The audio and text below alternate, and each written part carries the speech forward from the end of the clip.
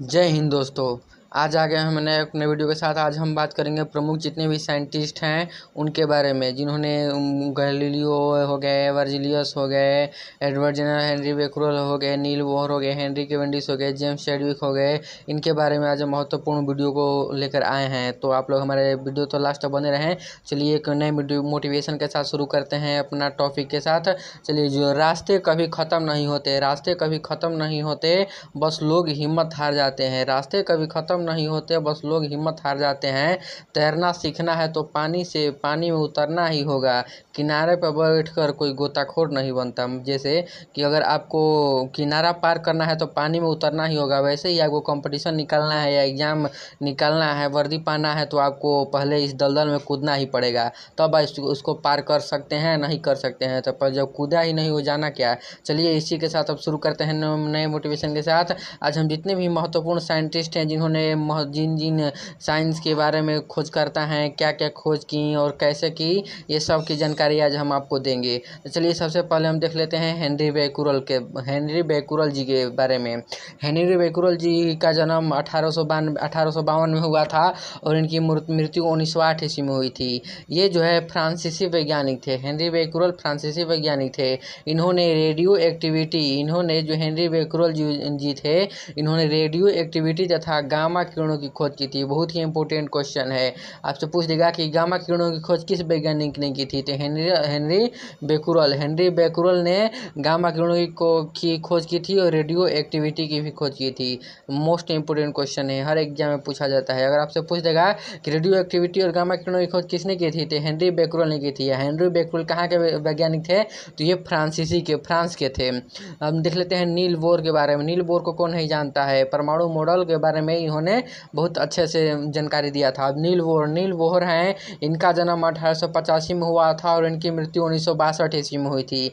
ये जो है डेनमार्क के वैज्ञानिक थे। नील बोर कहाँ के थे, तो नील बोर जो हैं ये डेनमार्क के रहने वाले थे, जिन्होंने परमाणु की संरचना का मॉडल प्रतिपादित किया। नहीं बताया मॉडल, नील बोर का मॉडल दिया गया है और जिसे उनका त्रिक नियम दिया गया है, उसी तरह नील बोर का मॉडल नंबर दिया है। इन्होंने परमाणु की संरचना पर मॉडल प्रतिस्थापित किया था। नील बोर ने बताया था कि जितने भी परमाणु होते हैं, परमाणु का पहला कक्षा और पहला इलेक्ट्रॉन और 8वां इलेक्ट्रॉन पहला 8वां के बराबर होता है।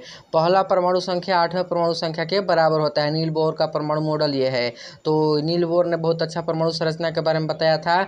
नील बोर का जन्म 1885 ईस्वी में हुआ था और इनकी मृत्यु 1962 में हुई थी। इन्हें 1992 ईस्वी में नोबेल पुरस्कार से सम्मानित भी किया गया है। देखिए यहाँ से आपको 4 क्वेश्चन बनते हैं। नील बोर साहब ने नील बोर ने परमाणु की संरचना के बारे में बताया। इन्होंने अष्टक नियम दिया। इन्होंने पहली संख्या 8वीं संख्या ये बताई अपने परमाणु संरचना के आधार पर, और ये 1922 में नील बोर को नोबेल पुरस्कार से सम्मानित किया गया था। 1922 ईस्वी में नील बोर साहब को नोबेल पुरस्कार से सम्मानित भी किया गया था। तो यहाँ से 3 क्वेश्चन बनते हैं आपके पास। अब देखिए हेनरी कैवेंडिश का जन्म 1731 में हुआ था, उनकी मृत्यु 1810 में हुई थी। ये ब्रिटिश वैज्ञानिक थे। हेनरी कैवेंडिश कहाँ के थे, तो ब्रिटिश वैज्ञानिक थे। जिन्होंने हाइड्रोजन को तत्व के रूप में खोजा। सबसे पहले हाइड्रोजन को खोजने वाले कौन वैज्ञानिक थे, हेनरी कैवेंडिश ने सबसे पहले हाइड्रोजन को तत्व के रूप में खोजा था। तो ये महत्वपूर्ण क्वेश्चन बन जाता है। देखिए जेम्स चैडविक का जन्म 1891 में हुआ था, उनकी मृत्यु 1974 में हुई थी। ये भी ब्रिटिश वैज्ञानिक थे, जिन्होंने 1932 ईस्वी में परमाणु की रचना में विद्युत आवेश रहित परमाणु कोण या न्यूट्रॉन की खोज की थी। जेम्स चैडविक जो हैं, इन्होंने न्यूट्रॉन की खोज की थी। आपको इलेक्ट्रॉन, प्रोटॉन और न्यूट्रॉन की खोजकर्ता याद होने चाहिए। इलेक्ट्रॉन के खोजकर्ता हैं थॉमसन साहब, प्रोटॉन के खोजकर्ता हैं चैडविक साहब, और नहीं, इसके गोल्ड स्टील हैं, सॉरी मिस्टेक हो गया। इलेक्ट्रॉन के जैसे थॉमसन जी हैं, प्रोटॉन के गोल्ड स्टीन है, और न्यूट्रॉन के हैं। तो न्यूट्रॉन के कौन है, तो न्यूट्रॉन का आप बताइए कि न्यूट्रॉन के कौन है, कमेंट बॉक्स में जवाब जरूर दीजिएगा। अब देख लीजिए न्यूट्रॉन के अभी देखे हैं, न्यूट्रॉन की खोज जेम्स चैडविक ने की थी, तो यहाँ पर ध्यान दीजिएगा। अब कॉपरनिकस जो है, कॉपरनिकस का जन्म 1473 ईस्वी में हुआ था, इनकी मृत्यु 1543 ईस्वी में हुई थी। ये जो है पोलैंड के खगोल शास्त्री थे, जिन्होंने सबसे पहले बताया कि पृथ्वी स्थिर नहीं है और सूर्य के चारों ओर घूमती है। किसने बताया था कि पृथ्वी स्थिर नहीं है, सूर्य के चारों ओर चक्कर लगाती है पृथ्वी? तो कोपरनिकस साहब ने बताया था। अब देखिए मैडम क्यूरी की बात कर लेते हैं। मैडम मैरी क्यूरी का जन्म 1867 ईस्वी में हुआ था। इनकी मृत्यु 1934 में हुई थी। ये जो है पोलैंड की वैज्ञानिक थी, बाद में फ्रांस की नागरिकता ग्रहण कर ली। इन्होंने रेडियम की खोज की थी। बहुत ही इंपॉर्टेंट क्वेश्चन है, पूछेगा कि रेडियम की खोज किसने की थी? तो मैडम क्यूरी ने की थी। मैडम क्यूरी ने किस तत्व की खोज की थी? तो रेडियम की खोज की थी। अभी हम ऊपर देखे हैं, बताइए कि हाइड्रोजन की खोज किसने की थी? कमेंट में से जवाब जरूर दीजिएगा। ऊपर बताए हैं कि हाइड्रोजन की खोज किसने की थी। अब देखिए इन्होंने रेडियम की खोज की थी। इन्हें 2 बार 1903 ईस्वी और 1911 ईस्वी में नोबेल पुरस्कार मिल चुका है। मैडम क्यूरी को पूछेगा कि मैडम क्यूरी को कितने बार नोबेल पुरस्कार से सम्मानित किया गया है? तो 2 बार, पहली बार 1903 में और दूसरी बार 1911 में। ये जो है रेडियम की खोज मैडम क्यूरी ने की थी। अब देख लेते हैं जॉन डाल्टन का परमाणु सिद्धांत आपको सभी पता है। तो इनका जन्म 1776 में हुआ था। इनकी मृत्यु 1844 में हुई थी। ये ब्रिटिश वैज्ञानिक थे। ये भी ज़्यादा देखिएगा कि ज़्यादातर वैज्ञानिक ब्रिटिश के ही थे। इन्होंने परमाणु के सिद्धांत का प्रतिपादन किया था। गुणित अनुपात का नियम भी इन्होंने ही प्रतिपादित किया था। तो ये मोस्ट इंपोर्टेंट बनता है। देख लेते हैं चार्ल्स रॉबर्ट डार्विन के बारे में देख लेते हैं। चार्ल्स रॉबर्ट डार्विन, इनका जन्म 1809 में हुआ था। इनकी मृत्यु 1882 में हुई थी। ये ब्रिटिश वैज्ञानिक थे। इनकी पुस्तक दी ओरिजिनल ऑफ स्पेसीज, ये देखिए एसएससी के दृष्टिकोण से भी, एसएससी एग्जाम के पॉइंट ऑफ व्यू से भी बहुत इंपॉर्टेंट है। पूछेगा कि दी ओरिजिन ऑफ स्पेसीज किसकी पुस्तक है? तो रॉबर्ट डार्विन की पुस्तक है। चार्ल्स रॉबर्ट डार्विन की पुस्तक है द ओरिजिन ऑफ स्पेसीज। तो एक क्वेश्चन में हमको 4 से 5 क्वेश्चन देख रहे हैं। में विकास का सिद्धांत प्रतिपादित किया गया है।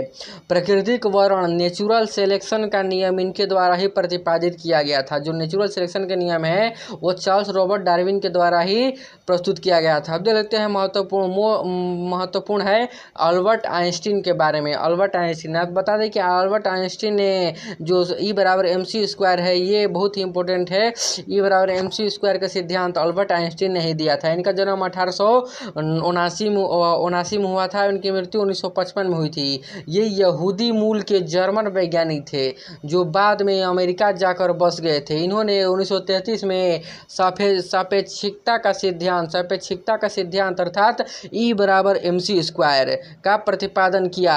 इन्होंने प्रकाश विद्युत प्रभाव, जो आइंस्टीन साहब है, इन्होंने प्रकाश विद्युत प्रभाव की व्याख्या भी की थी।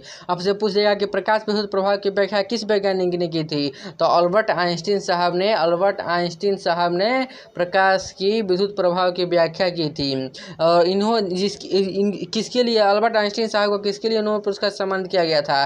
तो प्रकाश विद्युत प्रभाव के जब उन्होंने खोज की थी तो उसके लिए इन्हें नोबेल पुरस्कार से सम्मानित किया गया था। मोस्ट इंपॉर्टेंट है। E=mc² का सिद्धांत किसने दिया था? तो अल्बर्ट आइंस्टीन ने ही दिया था। यह भी बहुत ही इंपॉर्टेंट है। अब देख लीजिए अलेक्जेंडर फ्लेमिंग के बारे में देख लेते हैं। आप लोग देखते हैं फ्लेमिंग का बाएं हाथ नियम, फ्लेमिंग के दाहिने हाथ नियम। फ्लेमिंग के दाहिने हाथ से नियम से दिशा के ज्ञात किया जा सकता है और फ्लेमिंग के बाएं हाथ के नियम से फ्लेमिंग के दाहिने हाथ के नियम से कैपेसिटर, संधारित्र, दिष्ट धारा की दिशा ज्ञात की जाती है और बाएं हाथ के नियम से उसकी क्षेत्र को दर्शाता है। ये अलेक्जेंडर फ्लेमिंग जो है 1881 में इनका जन्म हुआ था और इनकी मृत्यु 1955 में हुई थी। ये ब्रिटिश बैक्टीरियोलॉजिस्ट थे जिन्होंने लाइसोजाइमिन तथा पेनिसिलिन की खोज की थी। अलेक्जेंडर फ्लेमिंग कौन थे? तो ये बैक्टीरियोलॉजिस्ट थे, यानी बैक्टीरिया के अध्ययन करते थे। इन्होंने लाइसोजाइम नामक एंजाइम तथा पेनिसिलिन की खोज अलेक्जेंडर फ्लेमिंग ने ही की थी। अब देख लेते हैं गैलीलियो ने दूरबीन की खोज की थी। ये बहुत ही इंपॉर्टेंट क्वेश्चन है। दूरबीन यानी टेलीस्कोप की खोज की थी। गैलीलियो का जन्म 1564 ईस्वी में हुआ था। इनकी मृत्यु 1642 ईस्वी में हुई थी। ये इटली के वैज्ञानिक थे। जरा गैलीलियो कहाँ के वैज्ञानिक थे? तो इटली के वैज्ञानिक थे जिन्होंने टेलीस्कोप का निर्माण किया था, यानी दूरबीन का निर्माण किया था और कोपरनिकस की थ्योरी का समर्थन दिया था। गति के जड़त्व का नियम का प्रतिपादन भी गैलीलियो ने ही किया था। गति के जड़त्व का नियम का प्रतिपादन किस वैज्ञानिक ने किया था? तो गैलीलियो जी ने किया था। अब देख लेते हैं विलियम हार्वे। विलियम हार्वे जी क्या कहते हैं। विलियम हार्वे जी हैं, इनका जन्म 1578 इसमें हुआ था। इनकी मृत्यु 1657 में हुई थी। यह भी ब्रिटिश डॉक्टर थे जिन्होंने रक्त परिवहन यानी रक्त एक स्थान से एक शरीर के हमारे चारों परिवहन होता है, स्थानांतरित होता है, इसकी खोज विलियम हार्वे जी ने की थी। तथा कारिकी एवं भ्रूणिकी का प्रयोगात्मक अध्ययन भी विलियम जी ने ही किया था। जो कारिकी और भ्रूणिकी है, भ्रूण की जांच, इसका भी अध्ययन प्रयोगात्मक अध्ययन विलियम जी ने किया था। यह भी ध्यान रखिएगा, एक तो प्रयोगात्मक अध्ययन है, ये विलियम हार्वे जी ने ही किया था। अब एडवर्ड जेनर, इन्होंने सबसे पहले चेचक की जो टीकाकरण की खोज एडवर्ड जेनर ने ही किया था। ये बहुत ही इंपॉर्टेंट है, ये डबल स्टार ट्रिपल स्टार करके रख लीजिएगा। ये 1749 ईस्वी में एडवर्ड जेनर जी का जन्म हुआ था और इनकी मृत्यु 1823 में हुई थी। ये इंग्लिश डॉक्टर थे जिन्होंने चेचक के टीके का खोज किया था। एडवर्ड जेनर जो थे वो चेचक के टीके का खोज सबसे पहले एडवर्ड जेनर ने ही किया था। अब देख लेते हैं जोसेफ लिस्टर। कम समय में हमको ज़्यादा क्वेश्चन देखना है, इसलिए स्पीड बनाए रहे हैं कि 15 या 20 मिनट में आपको 80 से 90 क्वेश्चन आपको रिवाइज करा दें। अब देखिए जोसेफ लिस्टर। जोसेफ लिस्टर का जन्म 1827 में हुआ था। उनकी मृत्यु 1912 में हुई थी। जोसेफ लिस्टर ये भी ब्रिटिश सर्जन थे और इन्होंने एंटीसेप्टिक सर्जरी का सूत्रपात किया था। एंटीसेप्टिक सर्जरी बहुत ही इंपॉर्टेंट है। एंटीसेप्टिक सर्जरी का प्रतिपादन सूत्रपात किसने किया था? तो जोसेफ लिस्टर जी ने किया था, जिनका जन्म 1827 ईस्वी में हुआ था। अब जोसेफ एक तो लिस्टर है और जोसेफ प्रिस्टले है, ध्यान रखिएगा।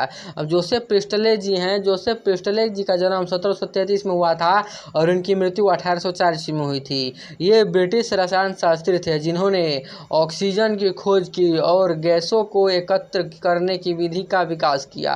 ऑक्सीजन की खोज किसने की थी? तो ऑक्सीजन की खोज जोसेफ प्रिस्टले ने की थी। ऑक्सीजन की खोज जोसेफ प्रिस्टले ने की थी और रेडियम की खोज मैडम क्यूरी ने की थी, ये भी ध्यान रखिएगा। हाइड्रोजन की खोज किसने की थी? आप कमेंट में से जवाब दीजिए जरूर, यहाँ से अभी कमेंट नहीं आया है आप लोगों का। अब WC रेंटजन। अब WC रेंटजन है, WC रेंटजन को 1845 में इनका जन्म हुआ था। 1923 में इसकी मृत्यु हुई थी इनकी। ये जर्मन वैज्ञानिक थे जिन्होंने एक्सरे की खोज की थी। अतः एक्स किरणों की रोंटजन रेज भी कहा जाता है। एक्स किरणों की खोज किसने की थी? तो WC रोंटजन ने एक्स किरणों की खोज की थी। ये भी बहुत इंपॉर्टेंट क्वेश्चन यहाँ से बन जाता है।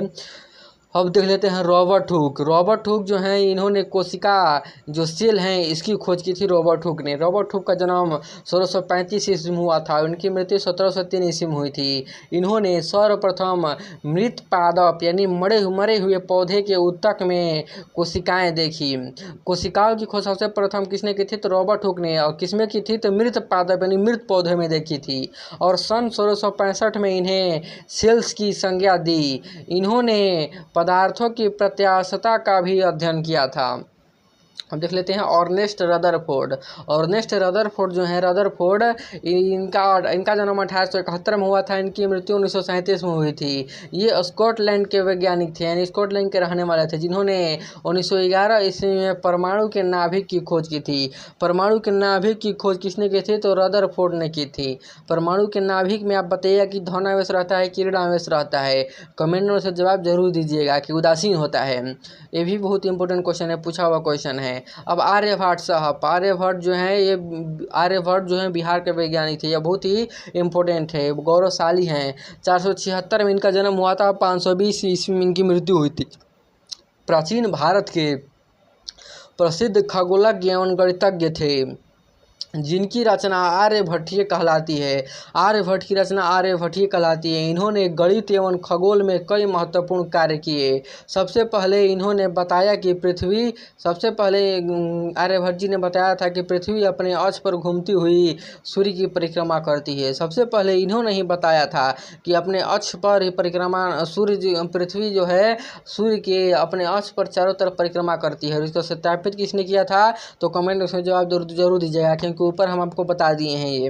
अब देखिए जगदीश चंद्र बोस जी को देख लेते हैं। जगदीश चंद्र बोस जी का जन्म 1858 में हुआ था, इनकी मृत्यु 1937 में हुई थी। यह प्रसिद्ध भौतिकी विज्ञानी जिन्होंने मार्कोनी से भी पहले वेतार प्रणाली का प्रदर्शन किया था। इन्होंने वनस्पतियों की संवेदनशीलता पर अनेक आश्चर्यजनक प्रदर्शन किए। इन्होंने बोस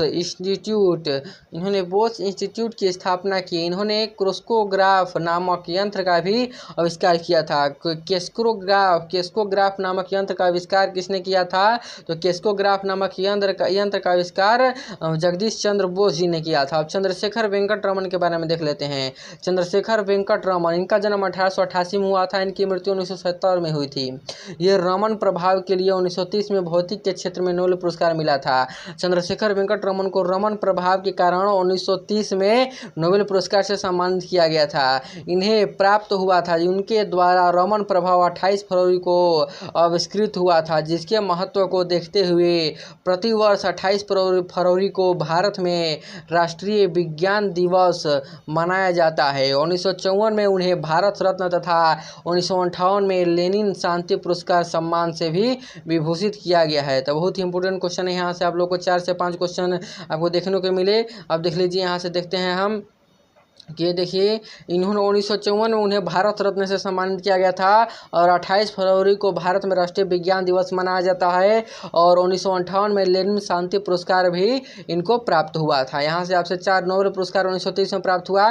चंद्रशेखर वेंकट रमन से आपको 5 से 6 क्वेश्चन आपको रिवाइज करा दिए गए। अब चलिए मिलते हैं फिर से नेक्स्ट वीडियो में। तब तक हमारे वीडियो से बने रहें और वीडियो को अधिक से अधिक लोगों के पास शेयर करें, लाइक करना ना भूलें। सब्सक्रिप्शन बॉक्स में जाकर बेल आइकन को प्रेस कर लें कि आपको ये वीडियो, ऐसे वीडियो हम बनाते रहें तो आपको प्रोवाइड हो पाए और सबसे पहले देखकर कंपटीशन में आप एग्जाम में तैयारी कर सकें। चलिए फिर से मिलते हैं एक नए वीडियो के साथ। जय हिंद।